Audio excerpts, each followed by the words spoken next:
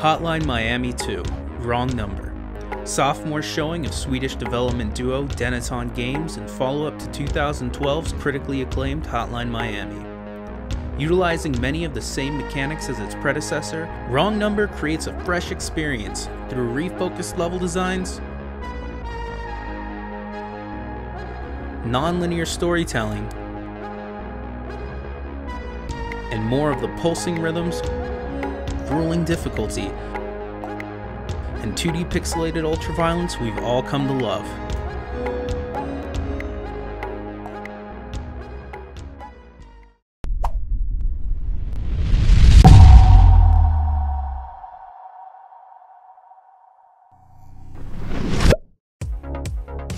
Hotline Miami is a series all about brutal action at high speed.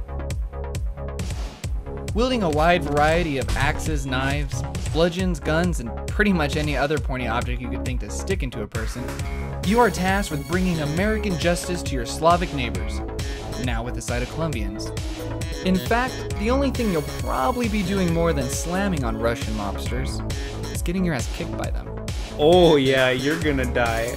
You're gonna die over. No, it's not fucking fair. And over again. Oh! Oh shit! I fucked it. Sometimes you die to the very first guy. Just let me in.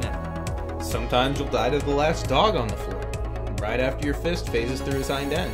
Oh my god! And sometimes you'll die to the same guy in the same bush a few more times than you'd like to admit. Oh, he's hiding in the bush. Oh! He hides in the bush. This fucker in the bush gets me every time.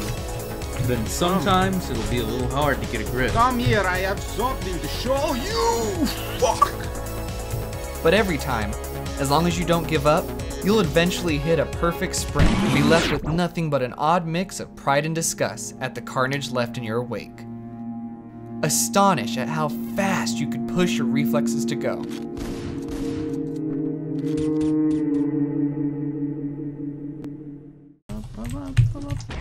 I'm the best! Looking back at Hotline 1, most of the levels were compact and tightly interwoven, leaving the player to create their own route through the carnage. Many of these stages, however, had a natural flow to them, with an optimal path often revealing itself through a little bit of trial and error. In whichever avenue you pursue, you'll hardly ever be called to use resources at your disposal, beyond personal preference. While this classic formula is still entertained through its focus on execution, Wrong Number opts to facilitate more well-rounded playstyles.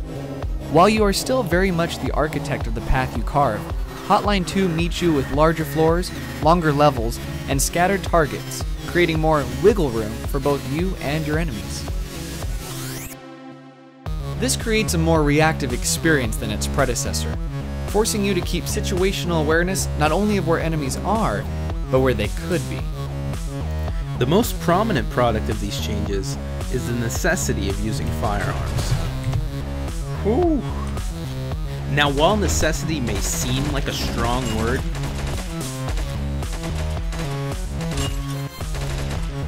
being that you still have the option of playing with a melee-oriented strategy, you better believe that whenever you want to get intimate with a gun-toting degenerate, you're gonna find yourself in a high-stakes game of peekaboo with Satan as the ref. Forget about getting a high score.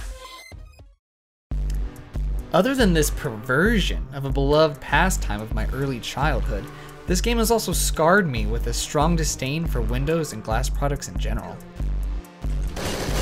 Oh shit!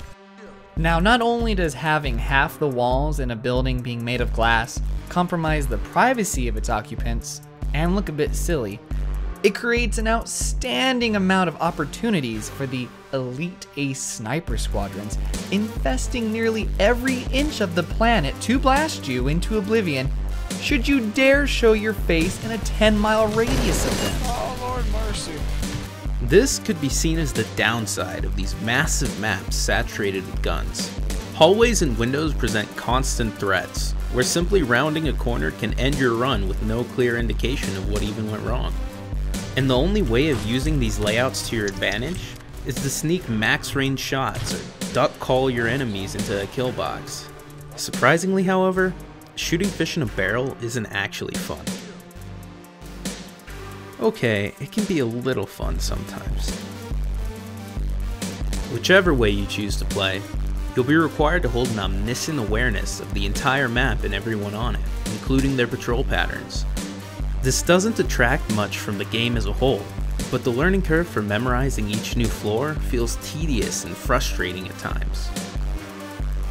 To add variety to each level, you're presented with a broad cast of characters to take the role of, ranging from fanatic vigilantes to mobsters, psychopaths, and even guys who just happen to be at the wrong place at the wrong time. The difference between these individuals isn't just cosmetic, however. Most stages present you with the option to choose who you play as, or the accessory they'll equip, similar to the pre-stage mask select of Hotline 1. Unlike Hotline Miami 1, however, the number of choices you are given are much more limited, with only a select few available on each level, and sometimes giving you no choice at all. There is justification in that your decisions here have a greater impact on gameplay than ever before, with levels playing out entirely different based on what you use. Sadly, this does mean you won't be able to breeze through the entire game with nothing but your bare hands and a pack of Mountain Dew as everyone's favorite bastardized cereal mascot. However, it does fall in line with forcing players outside of their comfort zones and having to try new things to succeed.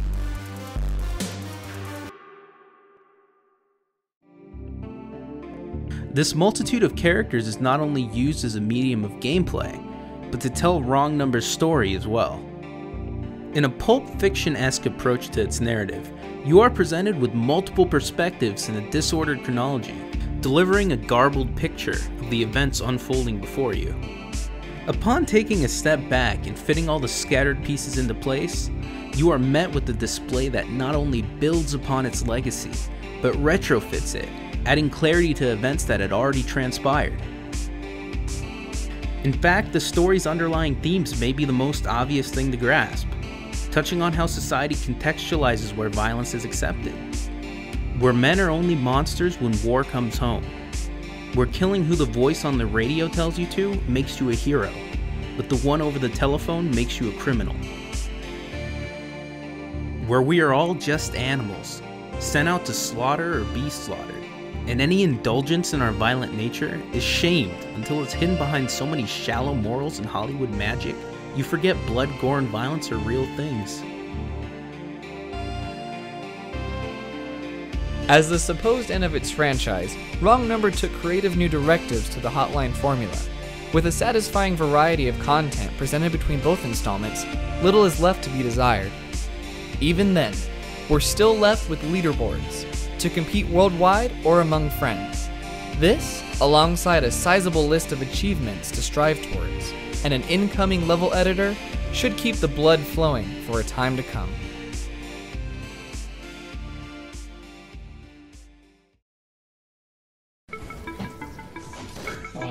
Only gay people are afraid to kiss their bros because they're scared they're gonna fall in love.